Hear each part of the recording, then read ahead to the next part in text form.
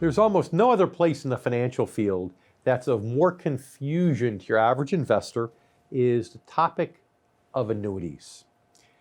So I'm going to address just briefly the difference between a fixed and a variable annuity. You know, their commonalities, then their differences. So first, they're common because they're both considered deferred annuities. They're annuities that you basically put your money in. You let it grow tax deferred for a while. As it grows tax deferred. And at some point in the future, you turn it into an income stream. Whether you turn it into an immediate annuity or you have an income rider that allows you to give you income from it in another format. So those are the similarities.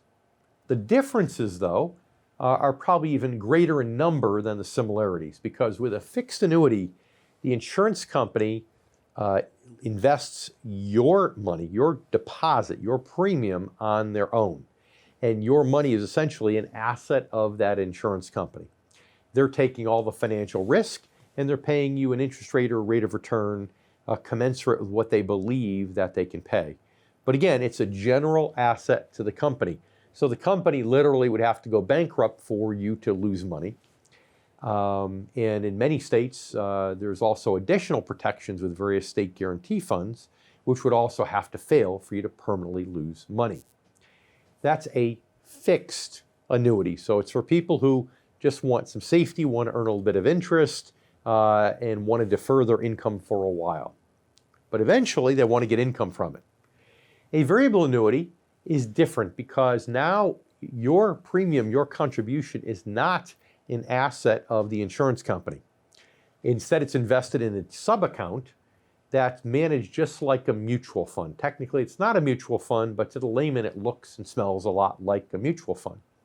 And therefore, you're taking the risk, not the insurance company. And because you're taking the risk, of course, you can get more return, right? But you also are taking the risk of all the loss along the way. Now, because of that risk, there's no way for the insurance company to make money, right? On a fixed annuity, they have your money on their balance sheet. They get a little bit of float off of the interest they're earning on their portfolio that they can put in their pocket. They pay you the rest. In a variable annuity, you're in these different sub-accounts, so therefore they can't do that. So how do they make money in a variable annuity? Well, they charge fees, and in many cases, very high fees. So first of all, you've got embedded fees in the sub-account, because just like mutual funds, most sub-accounts have embedded fees. And let's say those average anywhere between 0.5% and 1.5% in a fund. Now the insurance company has to charge you another fee because it's the only way they can really make money. And an inexpensive fee, believe it or not, might be 1.25%. And what's that for? Well, that's really just for the privilege of having your money with the insurance company. Really not much else.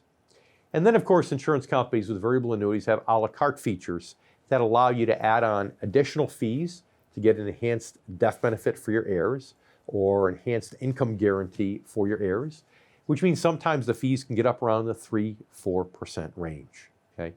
So again, they're both similar because they're deferred. In other words, they're for people who want to make a deposit, make a premium payment, and let it defer for a while before they take income. But they're different because with a fixed annuity, your money is an asset of the company. They're taking all the risk. With a variable annuity, your money's not an asset of the company, so you're not taking all the risk. So they're not taking all the risk, you're taking the risk. You have more upside potential, but then you're going to hit with much higher fees along the way. Again, some similarities, but perhaps the differences are even greater in number than the similarities.